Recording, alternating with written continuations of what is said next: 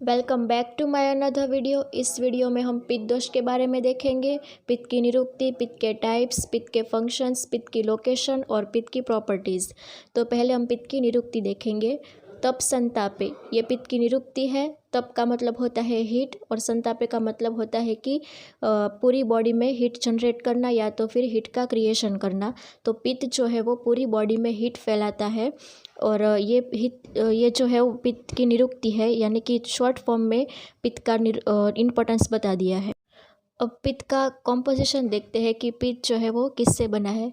तो पित्तम आग्नेयम, यानी कि पित्त में जो फायरी नेचर होता है, यानी कि अग्नि का नेचर होता है, वो अग्नि महाभूत से होता है। इसका मतलब है कि पित्त जो है वो अग्नि महाभूत से बना है। अग्नि महाभूत इसमें प्रिडोमिनेंट रहते हैं। अब हम पित्त की लोकेशन के बारे में देखते हैं, यानी कि हमारी बॉडी में पित्त कहाँ पर रहता है और उसका विशेष स्थान कौन सा है।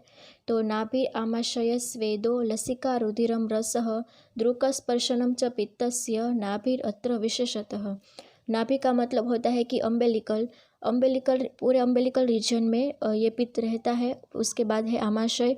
तो आमाशय उसे कहते हैं कि जहाँ पर अपक्व जो अन्न है वो सिचुएटेड रहता है, तो उसको डाइजेस्ट करने के लिए वहाँ पर पित्त रहता है। फिर स्वेदों का मतलब होता है कि स्वेट, लसिका यानी कि जो हम लिम्फ है वो, रुधिर यानी कि ब्लड और रस यानी कि प्लाज्मा, ये सभी में पित्त रहता है। नीचे की लाइन में द्रुक दिया है। द्रुक का मतलब होता है कि आइज़, जो देखने की प्रोसेस है उसके लिए पित्त रिस्पॉन्सिबल है, उसके लिए वहाँ पर आलोचक पित्त रहता है। फिर स्पर्शनम का मतलब होता है कि स्किन, पूरी स्किन में ये पित्त रहता है, क्योंकि जब हम कोई तीखा या चटपटा खाना खाते हैं तो वह उससे पित्त जो है वो विशेटेड हो जाता है, उसकी वजह से हमें स्किन डिजीज स्टार्ट होने लगते हैं। ये सभी पित्त के स्थान है और उसका विशेष स्थान है वो नाभि है, यानी कि नाभि में विशेष रूप से रहता है। पित्त ट्रीटमेंट पर्पस ये स्थान जो है वो बहुत इंपॉर्टेंट है। नेक्स्ट पित्त की प्रॉपर्टीज़ आती है, तो वो मैंने अष्टांग हृदय चैप्टर 1 पार्ट 2 में बता दिया है, तो चेकआउट माई डिस्क्रिप्शन बॉक्स। अब हम पित्त के कॉमन फंक्शंस जो है वो देखेंगे। तो श्लोक बताया है, पित्तम पक्ति उष्म दर्शने ही क्षुत्र रुचि प्रभा मेधा शौर्य तनु मार्दवे। तो पहली लाइन में दिया है पक्ति। पक्ति का मतलब होता है कि डाइजेशन और ट्रांसफॉर्मेशन भी होता है। सेल लेवल पर जो होता है वो ट्रांसफॉर्मेशन होता है, वो पक्ति पित्त की वजह से होती है। और डाइजेशन यानी कि हमारा फूड का जो डाइजेशन होता है वो भी पक्ति कहलाती है, वो भी पित्त का ही फंक्शंस है। जो हमारा इनप्रॉपर डाइजेशन होता है, फिर इनप्रॉपर कन्वर्जन होता है, वो सभी डिजीज़ के कॉजेज़ है। तो इस हिसाब से हमें पित्त का जो इम्पोर्टेंस है, फंक्शंस का इम्पोर्टेंस, वो पता चलता है। उसके बाद है उष्मा। उष्मा का मतलब होता है कि हीट। हमारे पूरी बॉडी में काफ़ी सारी फिजियोलॉजिकल एक्टिविटीज़ होती है, तो उस एक्टिविटीज़ में हीट की नीड होती है। तो उसमें नेसेसरी टेम्परेचर जो है वो हीट हमें ये पित्त प्रोवाइड करता है। उसके बाद हमारी मेटाबॉलिज्म प्रोसेस है, उसमें भी हीट प्रोवाइड करता है। और उसके बाद हमारे जो थर्मल रेगुलेटरी मैकेनिज्म है उसमें भी पित्त वर्क करता है। तो ये सभी पित्त के ऊष्मा रिलेटेड फंक्शंस हो गए। उसके बाद आता है दर्शन। दर्शन का मतलब होता है कि विजन। जो हमारी आइज़ जो है उसमें पित्त डोमिनेंट रहता है और पित्त में तेज महाभूत डोमिनेंट रहता है। तो तेज महाभूत का लक्षण ही है रूप, यानी कि नेचुरली ये विजन प्रोसेस जो है वो पित्त से ही होगी। तो उसमें जनरली आलोचक पित्त रिस्पॉन्सिबल होता है विजन प्रोसेस के लिए। उसके बाद है क्षुध। क्षुध का मतलब होता है कि हंगर। जो हंगर सेंसेशन है वो पित्त से ही डेवलप होते हैं। हमारी बॉडी में continuously on going metabolism process होती है, उसकी वजह से डीजनरेट जो सेल्स होते हैं वो कॉन्स्टेंटली रिप्लेस होते हैं नए सेल्स से।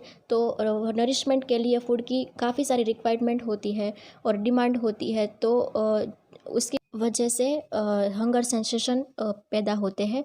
तो हंगर एक्सप्रेशन जो है वो इंडिकेट करता है प्रॉपर मेटाबॉलिक प्रोसेस को। और एनोरेक्सिया यानी कि खाने की तरफ अरुचि, तो वो इलनेस को डेवलप करता है। उसके बाद है त्रुट। त्रुट का मतलब होता है थर्स्ट। हमारे बॉडी में पित्त के उष्ण गुण की वजह से काफ़ी सारी वाटर की रिक्वायरमेंट होती है, इसीलिए पित्त जो है वो थर्स्ट सेंसेशन क्रिएट करता है। तो उसकी वजह से हमारे बॉडी में वाटर बैलेंस बने रहता है और म्यूकोसा ग्लैंड है, फिर सलेवरी ग्लैंड है, उसको प्रोटेक्शन मिलता है। उसके बाद है रुचि। रुचि का मतलब होता है कि प्रॉपरली हमें प्रॉपर टाइम पर भूख लगना, यानी कि प्रॉपर टाइम पर हमें खाने की इच्छा होना। This is a good indicator of normal digestion process.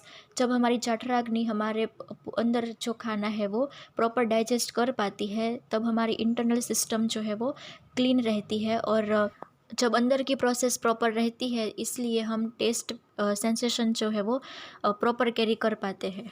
तो ये पित्त का डाइजेशन रिलेटेड बहुत ही मेन फंक्शन है। उसके बाद है प्रभा। प्रभा का मतलब होता है कि लस्टर, यानी कि एक तरह से हमारी बॉडी की चमक या तो फिर कॉम्प्लेक्शन ऑफ स्किन। ये सभी डिपेंड करता है हमारी बॉडी के अंदर की सिचुएशन पर, यानी कि हमारे बॉडी का एनवायरनमेंट वो प्रॉपर होना चाहिए। गुड एनवायरनमेंट मीन्स हम बॉडी के अंदर की टिश्यूज़ है वो उसका फॉर्मेशन और डेवलपमेंट अच्छा होना चाहिए। धातु की फॉर्मेशन और डेवलपमेंट टोटली डिपेंड रहते हैं डाइजेशन प्रोसेस पर, यानी कि हमारी डाइजेशन प्रोसेस जो है वो प्रॉपर होनी चाहिए। बेसिकली रस और रक्त धातु है उसके लेवल पर डाइजेशन प्रोसेस है वो स्किन पर लस्टरनेस लाने के लिए प्रॉपर होनी चाहिए, तभी स्किन का लस्टरनेस और स्किन का टेक्सचर है वो प्रॉपर आएगा। जब इनडाइजेशन की कंडीशन होती है तब रस और रक्त के लेवल पर भी इनडाइजेशन होता है, तब स्किन पर तेज और चमक नहीं आता है, यानी कि लस्टरनेस नहीं दिखाई देती है।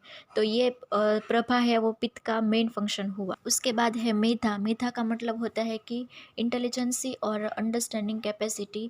जनरली साधक पित्त जो है वो ये सभी करता है, यानी कि मेंटल और इंटेलेक्चुअल एक्टिविटी जो होती है उसको हाई रैंक पर करता है, और उसकी वजह से पर्सन इजीली और क्विकली नॉलेज अचीव कर पाता है। उसके बाद है शौर्य। शौर्य का मतलब होता है ब्रेवनेस एंड करेज। नॉर्मल पित्त की वजह से नॉर्मल मेटाबॉलिज्म होता है, तो उसकी वजह से धातुओं प्रॉपर नरिशमेंट प्रोवाइड होता है, तो स्ट्रेंथ मिलती है, और स्ट्रेंथ की वजह से ब्रेवनेस प्रोड्यूस होती है। और दूसरी तरह से देखें तो पित्त की डोमिनेंट की वजह से बॉडी में एंग्रीनेस पैदा होती है, और एंग्रीनेस की वजह से ब्रेवनेस पैदा होती है। उसके बाद है तनु मार्दव। तनु का मतलब होता है बॉडी, और मार्दव का मतलब होता है कि सॉफ्टनेस। जब नॉर्मल मेटाबॉलिज्म और डाइजेशन की प्रोसेस होगी तब स्किन की quality soft, delicate and good होगी, और उसका कॉम्प्लेक्शन है वो अच्छा होगा और लस्टरनेस आएगी। तो ये सभी प्रोसेस है वो पित्त की वजह से होता है, क्योंकि पित्त ही रिस्पॉन्सिबल है डाइजेशन प्रोसेस के लिए। नेक्स्ट है पांच पित्त के टाइप्स में से पहला पाचक पित्त। पहले श्लोक देख लेते हैं, उसके बाद वर्ड टू वर्ड मीनिंग देखेंगे और इम्पोर्टेंस समझेंगे। पित्तम पंचात्मकम तत्र पक्व आमाशय मध्यगम पंचभूतात्मकत्वे अपि यतेजस् गुण्योदयात् त्यक्तद्रवत्वं पाकादि कर्मणालं शब्दितं पचति अन्नं विपचते सारकीट्टो पृथक् तथा तत्रस्थमे पित्तानां शेषाणामपि अनुग्रहं करोति बलदानेन पाचकं न तत्स्मृतम्। पहला वर्ड है पित्तम पंचात्मकम, यानी कि ये पाचक पित्त है वो सभी बाकी के चार पित्त है उसकी आत्मा है, यानी कि मेन एसेंशियल पित्त है वो बॉडी का, ये समझाते हैं पहले वर्ड में। फिर तत्र पक्वामाशय मध्यगम, यानी ये पित्त है वो पक्वाशय और आमाशय के बीच में, यानी कि पंचमानाशय उसे ग्रहणी भी कहते हैं, उसमें रहता है। फिर नीचे उसका कॉम्पोजिशन दिया है, पंचभूतात्मकत्वे अपि, ये भी पांच महाभूत से बना है, और उसमें यह तेजस गुण्योदयात, उसमें तेज यानी कि अग्नि महाभूत डोमिनेंट है। उसके नीचे उसका फंक्शन दिया है 4 लाइन में। पहला वर्ड है त्यक्त द्रवत्वम, यानी कि जब हम फूड लेते हैं उसमें पानी की लेस क्वांटिटी होती है, तब ये पित्त जो है उसमें वर्क करता है। उसके बाद है पाक आदि कर्मणा अनलम शब्दितम, मतलब कि ये पित्त जो है वो पाक आदि कर्म करता है, यानी कि डाइजेशन करता है, ट्रांसफॉर्मेशन करता है, उसकी वजह से उसको अनल भी कहते हैं, यानी कि अनल का मतलब होता है कि अग्नि, उसे अग्नि भी कहते हैं, उसका सिनोनिम हो गया ये। उसके नीचे है पचति अन्नम विपचते सार किट्टो पृथक तथा, मतलब कि पाचन होने के बाद ये पित्त है वो अन्न को सार और किट भाग में डिवाइड करता है, यानी कि एसेंस और वेस्ट प्रोडक्ट में डिवाइडेशन करता है। उसके बाद है तत्रस्थम एव पित्तानाम शेषाणाम अपि अनुग्रहम।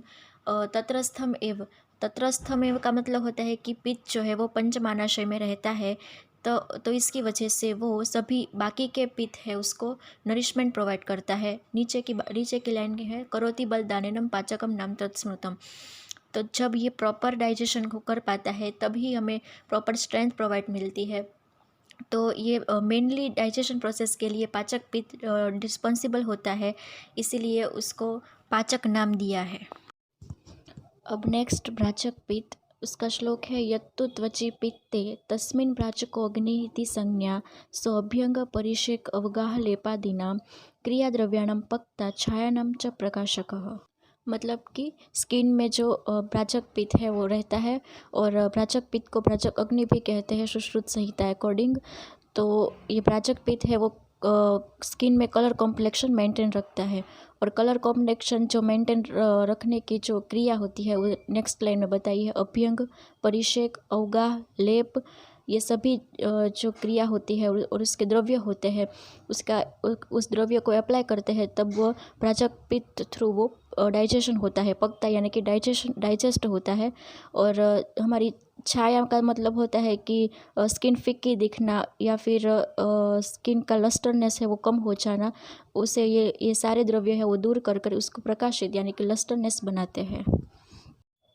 नेक्स्ट श्लोक है आलोचक पित्त। तो रूपालोचनतः स्मृतम दृक्स्थम आलोचकम। रूपालोचनतः, इसमें आलोचन का मतलब होता है कि देखना। क्या देखना? रूप को देखना। रूप में क्या क्या आता है? तो कि उसकी साइज़, जो सब्जेक्ट होता है उसकी साइज़, कलर, एवरीथिंग। और स्मृतम का मतलब होता है कि ज्ञान करना। जो कोई भी सब्जेक्ट होता है उसको देख के उसका ज्ञान करना। फिर दूसरी लाइन में है दृक्स्थम आलोचकम। दृक् का मतलब होता है कि आइज़। तो ये आलोचक पित्त है वो आइज़ में रहता है, और आइज़ जो होती है वो तेज महाभूत डोमिनेंट होती है। फिर आइज़, ये रूप आलोचक पित्त है वो नॉर्मल विजन के लिए रिस्पॉन्सिबल है, और आइज़ को मेंटेन रखना यानी कि एडजस्ट करना, कोई भी अप्रोप्रिएट साइज़ के हिसाब से उसको मेंटेन करना या तो फिर एडजस्ट करने का काम भी आलोचक पित्त का ही होता है। अब नेक्स्ट पित्त जो है वो रंजक पित्त है। रंजक पित्त का पहले श्लोक देख लेते हैं। यत्तु यकृत प्लीहानो पित्त तस्मिन् रंजको अग्निः इति संज्ञा स रसस्य रागकृत उक्तः। इसका मतलब है कि डाइजेशन के बाद जब आहार रस का निर्माण होता है वो कलरलेस होता है, तो उसमें रंजक अग्नि यानी कि रंजक पित्त अप्लाई होता है, और उसका जो कलर कॉम्प्लेक्शन है वो रेड बना देता है और ब्लड फॉर्मेशन कर देता है। और ये ब्लड जो है वो यकृत और प्लीहा में स्टोर होते हैं। और ये रंजक पित्त का लोकेशन आमाशय में है, क्योंकि आमाशय में ही जो आहार रस है उसका निर्माण होगा आचार्य चरक अकॉर्डिंग। अब नेक्स्ट पित्त है साधक पित्त। पहले श्लोक देख लेते हैं। बुद्धि मेधाभिमान धैर्याभिप्रेतार्थ साधनात् साधकम रदगदम पित्तम। ये बुद्धि यानी कि जजमेंट लेना, हमारी जजमेंट लेने की एबिलिटी, उसे बुद्धि कहते हैं। फिर निर्णय लेना है वो। नेक्स्ट है मेधा। मेधा यानी कि इंटेलिजेंसी, अभिमान सेल्फ इस्टीम, धैर्य यानी कि धीरज, पेशेंस। फिर अभिप्रेतार्थ साधनात् यानी कि हमें जो अचीव करने की डिज़ायर है, धर्म अर्थ काम मोक्ष, उसमें से उससे साधनात् यानी कि सिद्ध करने की इच्छा है, वो साधक पित्त के थ्रू होती है पूर्ण। और ये रदगतम पित्तम यानी कि ये साधक पित्त जो है वो हृदय में रहता है, उसका लोकेशन हृदय है।